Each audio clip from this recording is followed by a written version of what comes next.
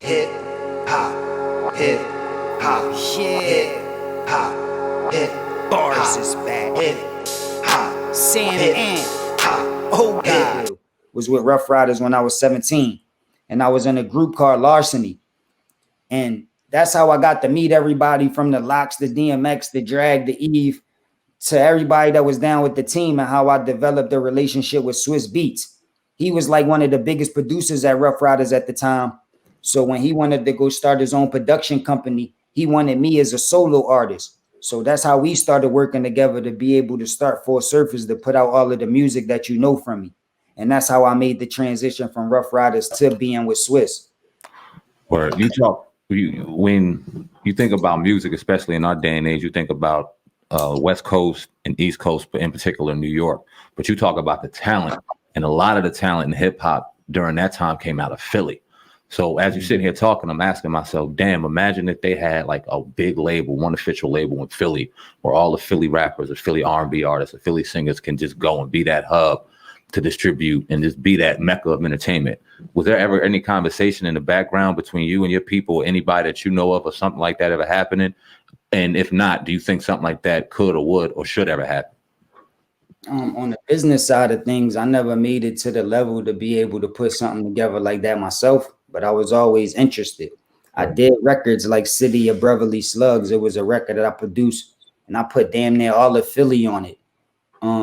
People like Freeway, Charlie Baltimore, Dark Low, Cicero, Reed Dollars. It was just so many different type of people from different parts of the city. Chris from Chris and Neef, Ace of Spade from Major Figures, Gilly the Kid from Major Figures. It was just so many people on a record that was from the city. I tried to put stuff like that together. I'm responsible for people knowing who AR Ab is, and a lot of them dudes from OBH, put them in position. Like I told you, I got Ak and Shiz the deal when I first got my Rough Riders deal. I always been trying to put people in position. I offered Meek Mills a deal with the distribution company that I was with before he ever got signed. So I always was trying to put people from the city on, and still to this day, like on the Science, one of my last projects I just dropped, K Walker, he like a battle rapper and he making a lot of music. He on my album, he from the city. So I constantly try to support Philly producers. My graphic designer is from Philly. I always try to support as much as I can, but I don't got the platform. I don't got a distribution portal to start signing up the artists and giving them an outlet. The most I could do is just teach them the science and, do stuff like that, features with them, shout them out, show them love. That's the most that I could do at this time, but it would be dope if we did have some type of support for the city. So it wouldn't be so much violence and negativity, and them dudes could really be creative, because it's a competitive city. Dudes in Philly is really competitive. But if we gave them something to be competitive for and a real purpose and gave them some type of guidance, they'd be in a way better position. So let's speak on that a little bit, the competition in Philly, because you see the young artist Popp Hunna.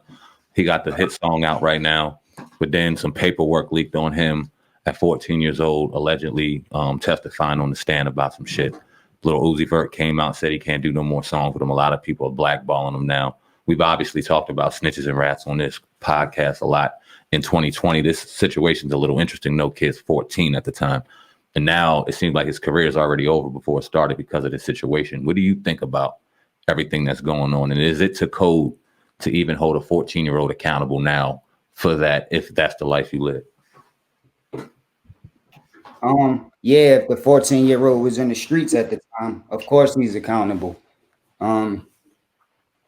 Like, kids be making grown people decisions. Like, a kid could put a gun in his hand and kill you or kill somebody you love. That's a grown person decision. Even though their mind might not be as developed as a grown person, they still making grown people decisions. So sometimes you got to be held accountable, especially if you're in the streets and you carrying it like that. But I don't know homie's story. I don't know if he was in the streets, what type of kid he was. I ain't even see the paperwork to know what he ratted on and all that. I did hear about it, but I ain't dig deep enough to know the details about it. But if you was in the streets and you was hanging around street niggas and you was raised a certain way, then you can't tell on people. It's a violation. Is a straight violation to the code. And it don't matter if you age or get older, you still gonna have that in you. And if that helped you get away before as a kid, you're gonna even think it's more of a chance it's gonna help you get away as an adult. So you definitely got to cut them type of people off. It's a straight violation. But if he was just a civilian, like a schoolboy going to middle school, never did no crimes, ain't hang around no street niggas, ain't never do nothing crazy, ain't never claimed to be nothing like that. And then, you know what I'm saying, something like that happened and he told, you can't hold him accountable because he was a civilian. And I don't know. It had to be some crazy stories that happened after that. Like after you told as a civilian, where was the transition from you being a civilian to being a gangster now? If he trying to play a gangster now, you know what I'm saying? I don't know what role he trying to play now, but where did you go from being this 14-year-old civilian to being whatever you trying to play you is now? Like where did the transition come? You know what I'm saying? So a lot of those things is important. But that's why we need old heads and niggas that know the codes to the street around in every neighborhood and around all of these little niggas to be able to put some order in it. Now, going back to Meek Mill, I want to ask you, man, how did y'all go, or you go from offering him a record deal to you guys going back and forth on Wax a few years back? What happened with that? Because if he was offering a record deal, I'm like, you had to be cool at one point. He was looking out for him. So why was y'all dissing each other a few years back? Yeah, like the beauty is this technology, YouTube and all that. Like you could pull it up. We got a lot of songs that I had my producers doing back in the day, and songs that he was doing on his mixtapes to get popular at the time that I was jumping on. I was an established artist, already had plaques already, and he wasn't even signed. But because he was from the city, up and coming and doing his thing, I was showing a lot of love because I wanted to see him get in position. So, we had a relationship until he got signed, until he started, you know, traveling out, got his deal, started making music, till he started putting songs on the radio. So once I started, I heard about him, about the Get situations. But once I seen his videos and heard him on the radio, and people started to know him like all around, like he had a buzz in the city. But a lot of times I would ask people outside of the city about him and he wasn't really familiar like the people in the city was. But at this particular time now, he on the radio is, I'm a boss. I told him meet me in the bathroom. Yeah. So now everybody know him. It's like he coming on the radio every second. He got a radio budget open. So it'd mean more for the city if we did a song now. Like before, it meant a lot for you to get in position. It ain't really mean as much to me because I was already in position. But now that you in position, if we do a song now, it's going to mean a lot for the city. Like, you know what I'm saying? It also means something for me because I'm an independent artist. And now you got radio budget. You working with the machine now. Yes. So it's beneficial for both of us. Let's work. So that's where the miscommunication came in.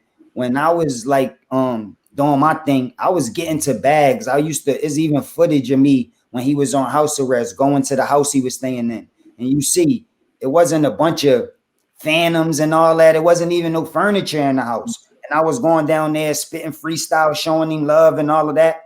So I'm like, yo, you doing songs with all these cornballs. I know how the industry works. It's all a business. I know how the shit go because I done been there plenty of times.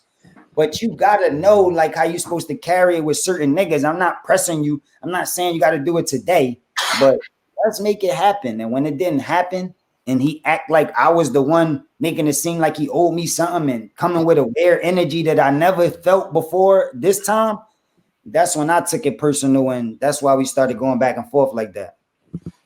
You see Meek now, and we had to give criticism to our man Meek, and we got nothing but respect for Meek, respect his music. Had nothing but support when he was going through a situation out in Philadelphia, sitting behind bars unjustly. But it seems like he's just off the cup a little bit. He's getting into it with academics, he's getting into it with people on apps, out here throwing kids $20 and having to explain himself for that. It's a lot of nutty shit going on around Meek right now, and it's not about the music. What do you think about that? That's what happened in this industry, man.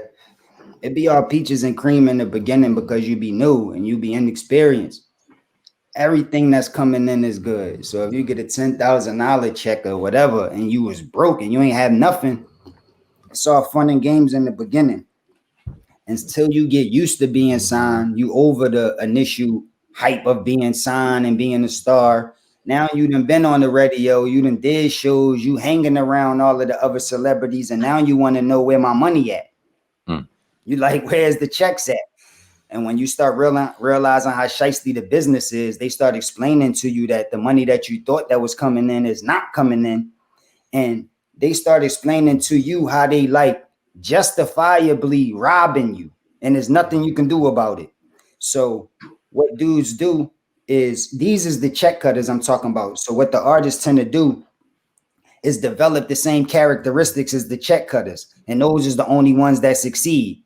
So I know I'm going to be in the red. I'm getting robbed. There's no way I could stop from getting robbed. People say, look at your contract. Get your lawyers to look it over. If I'm the one that's cutting the check, it don't matter what you renegotiate. I don't have to do business with you. You're going to do what I want you to do, or you don't do it. It's like, just like at a 9 to 5, you can't go. People be trying to go for interviews to get hired, asking to get hired. You don't get hired and then start negotiating all of this shit at the job. And no, I want to do this. And can we do this? And I want to renegotiate the days I come in. And nah, you can't do all that. You do what we tell you to do, then you get paid for it. Yep. Same shit in the industry. So once niggas start realizing they getting robbed and they going to be in the red and they can't get themselves out, the only way that they could be able to get above water is to start doing the same thing to other artists. So that's why you see most of the artists that seem like they accomplished a lot and the best businessmen also got hundreds of people under them that's fucked up through the years, that's been around them, that's responsible for them being as big as they is. But hundreds of motherfuckers is fucked up, not to mention those hundreds of motherfuckers security and kids and wives and connections to them people, the artist DJ that was with you. I ain't talking about just the artist. I'm talking about all of the people that's come along with the artist too. It's fucked up for this one person to seem like he's a billionaire or something, like, you know what I'm saying? Right. And that's how that shit go. And once people figure that out, they start trying to do the same thing. So they start trying to sign up a bunch of artists for a little bit of money and try to, you know what I'm saying, hopefully one of them blow and I could get myself out the red off the strength of somebody else getting robbed. That's just how the game go.